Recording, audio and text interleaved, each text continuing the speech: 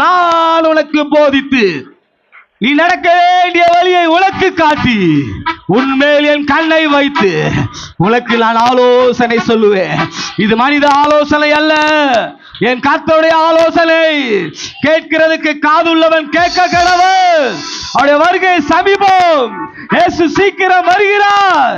ஆயத்தம் உள்ளோரை ஆகாயம் சேர்க்க அவரே வருகிறார். இன்னைக்கு நீ தேவ சமூகத்துல ஒப்புரவாய், அப்பா என்னை பரிசுத்தப்படுத்துங்கப்பா, என் சிந்தனை பரிசுத்தமா மாறட்டும். கொஞ்ச நாள் வாழ்க்கை தான், கொஞ்ச நாள் நிரந்தர வாழ முடியாத ஒரு உலகம் தான். ஆனா அந்த கொஞ்ச நாள் வாழ்க்கையில தேவனுக்கு உண்மையா மனிதர்களுக்கு முன்பாக யோக்கியமாக வாழ்வீங்களா? ஆண்டவர் ஒன்ன பார்த்து சொல்றாரு, உன் தலையை நான் உயர்த்து. வேதம் சொல்லுங்க, கர்த்தாவே நீர் என் தலையை உயர்த்தி நீர் எனக்கு கேடகமா இருக்கிறீர். நான் பிதாவானா என் கணம் எங்கே? உண்மையுள்ள தேவ அவர் எதிர்பார்க்கிறது என்ன?